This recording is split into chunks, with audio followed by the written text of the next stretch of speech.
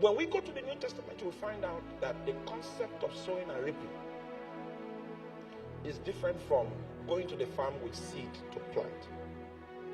It takes it higher. Even going to the farm with seed to plant is part of it. Sowing money is part of it. But in the New Testament, the emphasis in terms of giving is where are you sowing? And there are only two options. You are either sowing into the flesh or you are sowing into the spirit. And the Bible says, if you sow into the flesh, you will of the flesh reap corruption. And if you sow into the spirit, you of the spirit reap life. Many of you, when you were on campus, you were in prayer groups. Then you now graduated and felt that prayer you were doing was campus thing. Then you now began to sow into the flesh. And then for the next 10 years, the rhythm of your life was such that Satan could master. The impact of your current emphasis began to manifest in the bondages that you're experiencing today. Second question of priesthood is, where are you sowing your seed? Because according to the scriptures, you will sow. You cannot but sow. But if you sow in the flesh, you will reap corruption. Most of our leaders on the continent of Africa sowed in the flesh, and the corruption of their ways is what have bedeviled our continent. The time has come for a new set of leaders to begin to rise from the continent of Africa. And this time, we must make our choices very wisely to begin to sow into the Spirit. When you start sowing into the Spirit, it will look as if you are wasting your time.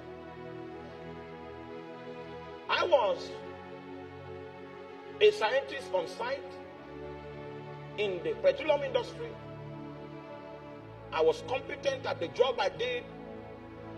The job is quite physically tasking and mentally tasking. But I was still doing it fasting and praying. I was going offshore with fasting. Meanwhile, when you go offshore, you can go to the kitchen. Then you will see Russian food. See this kind of food. See chicken. See this kind of meat. See pepper soup.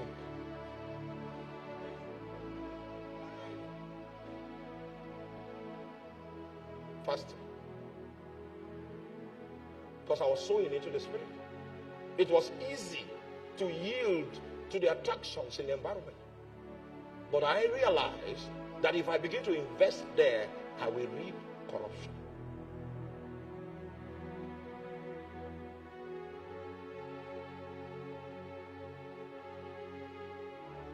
Many years later,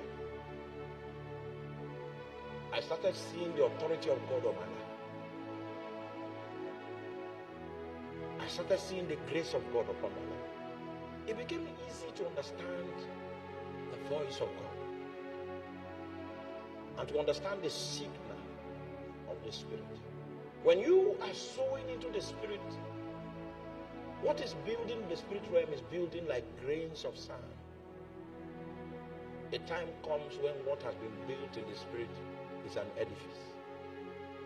And the implication of what you build will begin to manifest in the natural. When you were talking, an angel came here. It flew through this place. And then he came and touched me on my head. Flew, he went here. Came back. It happened like 12 times while they were preaching. And I know the meaning. You know why you don't know? The reason is because your spirit is not developed. You went to the University of Ghana, developed your soul. Huge. Came out with a certificate with a piece of paper as a sign that you were a pilgrim in that environment for 4 years. When you come out with that piece of paper, you will now discover that there are many people that have the piece of paper. Hence, there is competition. Because of that, some people have gone to the devil to fast track their chances. You have no record in the bank of the Spirit.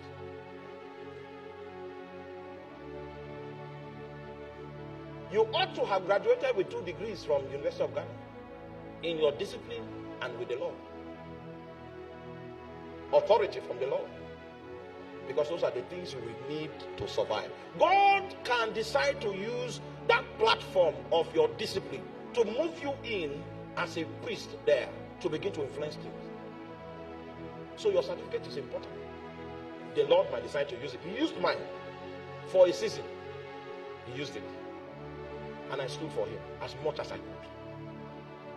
For 16 years. Are you with me?